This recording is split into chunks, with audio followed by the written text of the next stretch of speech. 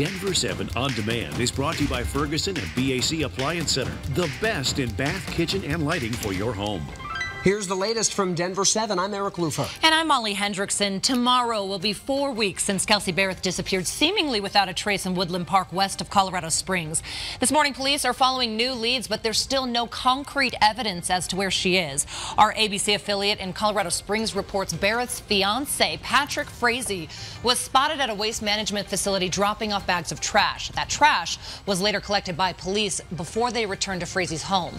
Police are very clear Frazee has not been arrested and is not yet considered a suspect. Oil and gas drilling companies have until the end of next month to get in compliance with new buffer zone rules for drilling near schools. The State Oil and Gas Commission says wells must now be 1,000 feet from schools, including their playgrounds and athletic fields. The previous rule had wells 1,000 feet from just the building itself. So, for instance, Northridge High and Greeley, the well less than 1,000 feet from the track will have to be moved further away. And you may be thinking, well, didn't Colorado voters reject well setbacks in November? You're right, but that would have pushed wells back 2,500 feet away from homes. State regulators say this new setback is in the best interest of your kids. I'm Megan Lopez in front of the Colorado State Capitol, where for years lawmakers have refused to allow people to easily change their gender on their birth certificate. But that could soon change thanks to the Colorado Health Board. It's taking up the issue during a meeting today. It comes after a 13-year-old filed a civil suit against the state. Under the proposed changes, you would have 4 options for your gender: male, female, X, or intersex. To change your identifier, you would simply need to sign a form.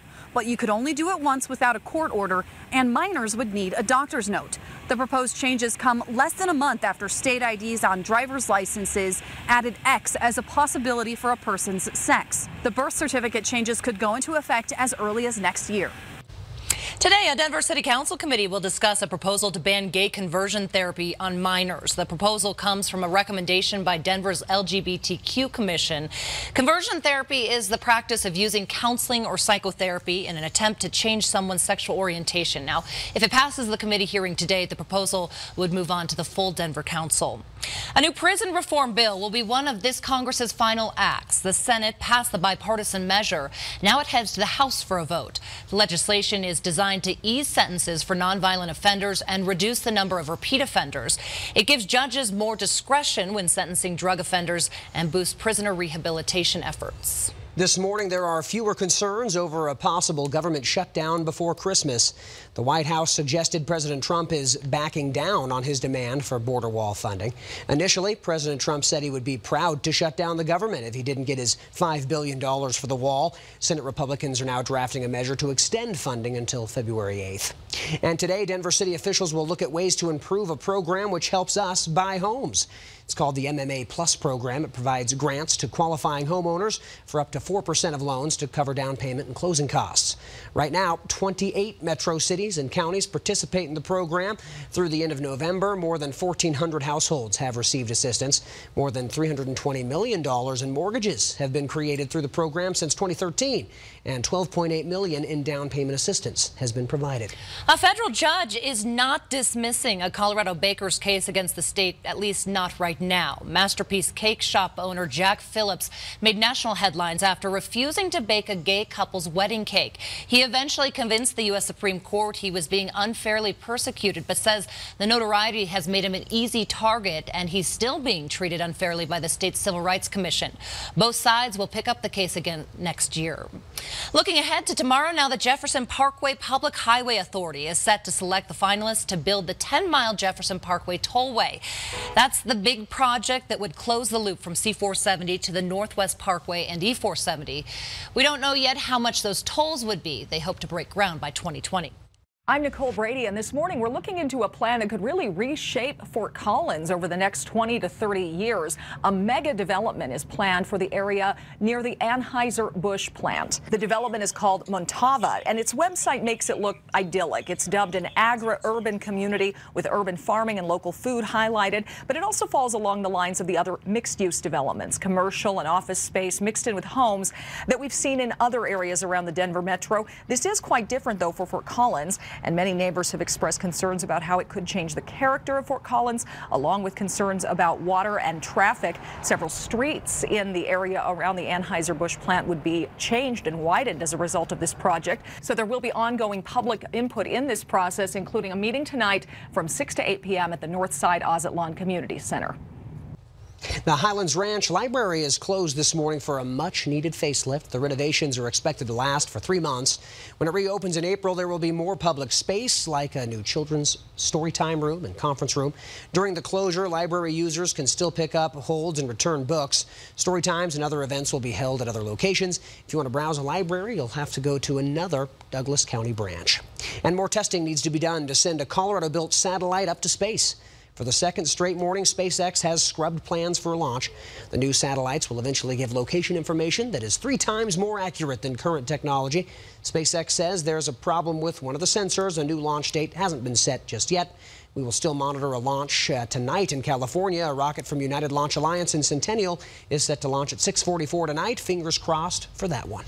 We're less than a week away from Christmas now, and time is running out for you to ship your packages through the U.S. Postal Service. So listen up if you're a procrastinator. Tomorrow is your deadline to ship using first-class mail or priority mail. Then on Saturday, unless you plan to deliver the package yourself, you must use Priority Mail Express.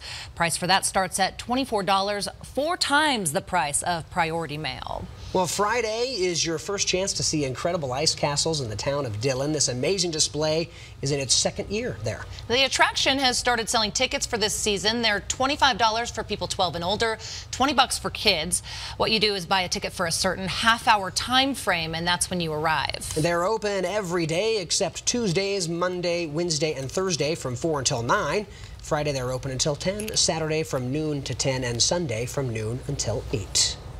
And now from the First Alert Weather Center, here is meteorologist Lisa Hidalgo. And it's a beautiful but very windy start to our day. We're going to see a lot of sunshine today, and it is going to be a little cooler. Highs today in the upper 40s. Take a look at some of the alerts. Winter weather advisories covering the northern and central mountains. We're likely going to see about 4 to 8 inches of snow and some areas of blowing snow. So Rabbit Ears, Vail, Berthoud Pass, all going to be pretty rough this afternoon and evening with some gusty winds and some blowing snow. Also under a high wind warning across northeastern Colorado for wind gusts up to about 40, even 60 miles per hour through the afternoon and early evening.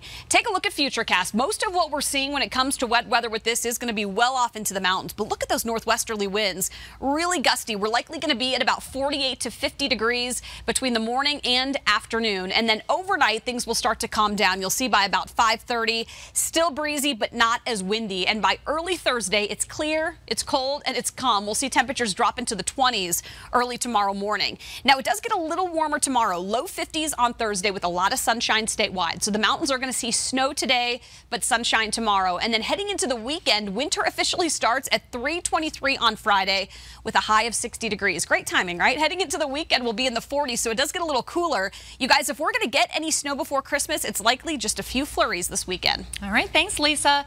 And this latest snowstorm moving through the high country will make you skiers and snowboarders happy. If you're planning to head up to the mountains for the holiday, Lyft is bringing back its ski rack mode. Basically, all you do is enter your destination. Then when you're in the ride select portion, you can scroll over to the ski rack option. This will set you up with a driver with a snow-ready car equipped with a ski rack. Rides are typically $8 more for cars with a ski rack. Now, this feature is available at Vail, Beaver Creek, Aspen, Snowmass, Steamboat, Telluride, Winter Park, and Granby. All right, this has been your Denver 7 On-Demand Update. Thanks for joining us. I'm Eric Lufa. And I'm Molly Hendrickson. Make sure you check back here later today for another update and download the free Denver 7 app for breaking news and alerts.